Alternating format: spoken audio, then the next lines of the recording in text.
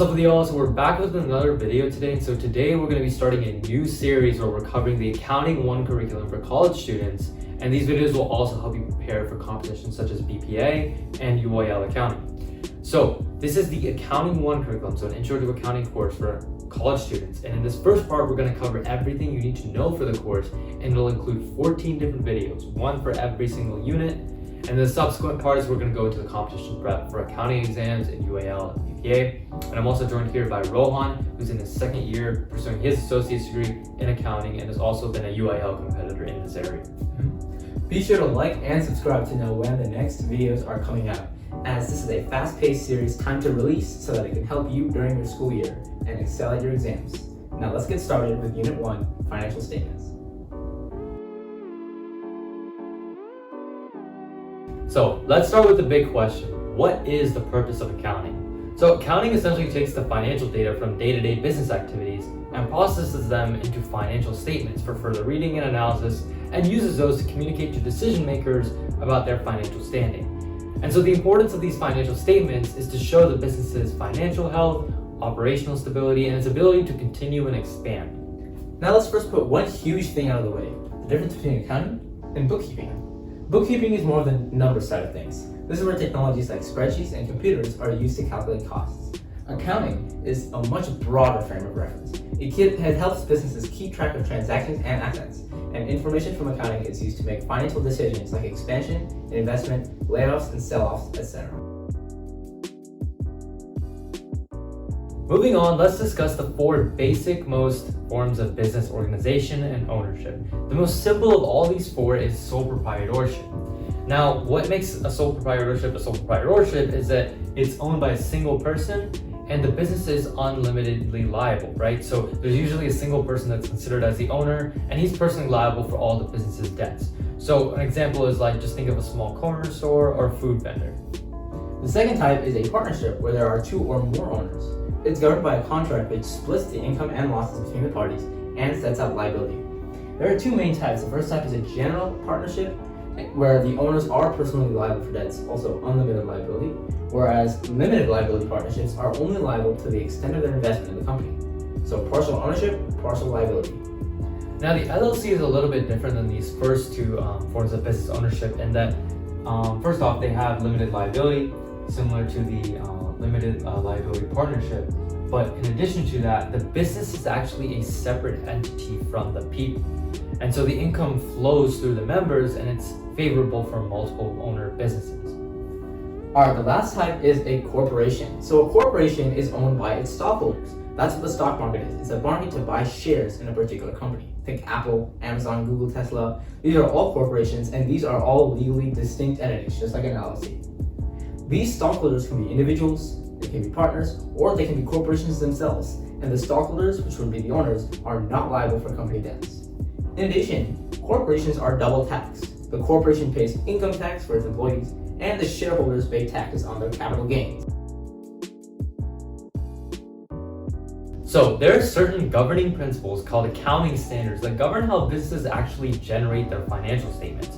So financial information actually needs to be both relevant and faithfully presented, and should be comparable, timely, verifiable, and understandable so that decision makers can actually benefit from it.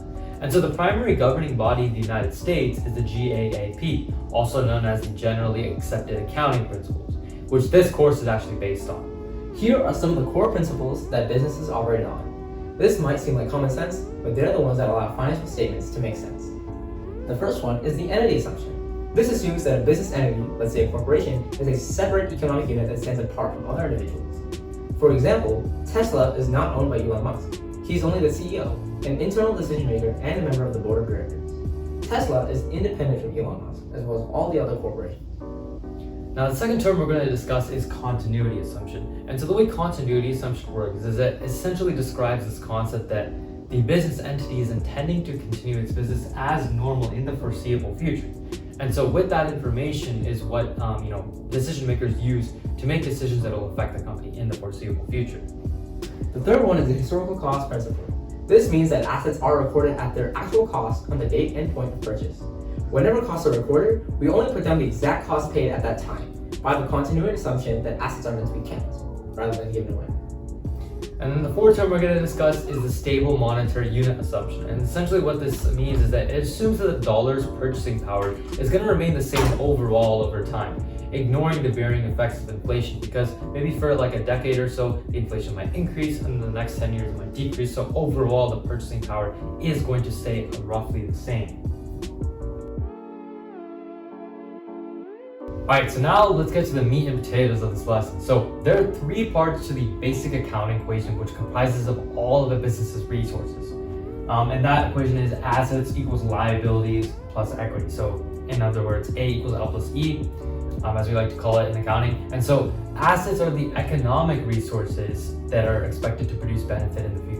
So these include things like cash, buildings, inventory, receivables, etc. And a receivable is just something that's owed to you, some sort of cash or some kind of thing that's owed to you in the future.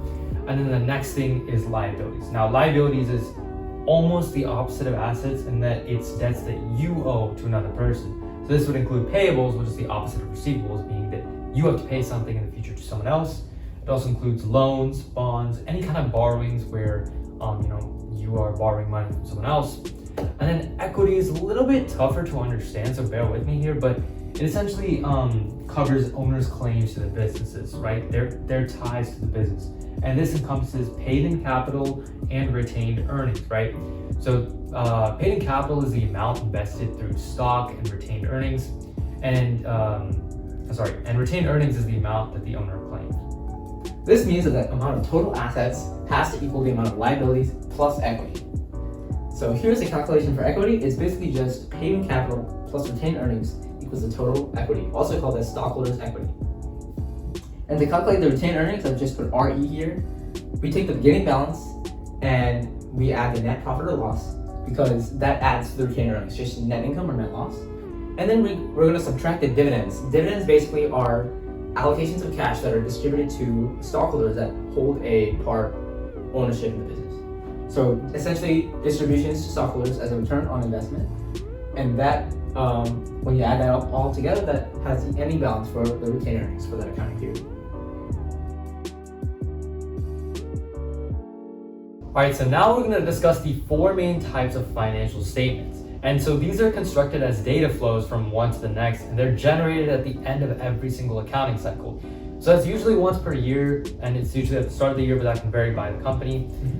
And so the first one we're going to discuss is the income statement. And now, so the income statement tracks the revenue, the expenses, and the income, which is calculated by revenue minus expenses. And that gives you the net income or the loss, also known as the bottom line on that income statement. And so it answers the question of how well did the company perform during that year. The second financial statement is the statement of retained earnings. So that essentially, it takes the net income from the income statement and it flows to the statement. As mentioned before, here's the formula to calculate the retained earnings. So as I said before, you take the beginning balance, you add or subtract the net income or loss, and then you subtract the dividends declared, and you get the end balance. Like I said before, the net income flows from the income statement. The beginning balance is simply the ending balance from the last accounting cycle, and the statement answers the question of why did the company's retained earnings change during the year. Yep, and so for the balance sheet, if you remember the last section of this video, we discussed assets equals liability plus equity. And so this essentially just replicates and represents this accounting equation in a balance sheet format. So what I mean by this is that it has columns for assets, liabilities, and equity on the sheet. And the retained earnings from the previous statement flows into the equity section as well, equity section. And it answers the question of the company's financial position at the end of the year. Alright, so the last statement is the statement of cash flows. And it answers the question of how much cash does the company generate and spend during the year. Cash flows are divided into three categories. They're operating, investing, and financing cash flows. They're all added together to result in the net change in cash. For example, the income is considered as an operating cash flow. So that the income or retained earnings flows to the statement of cash flows.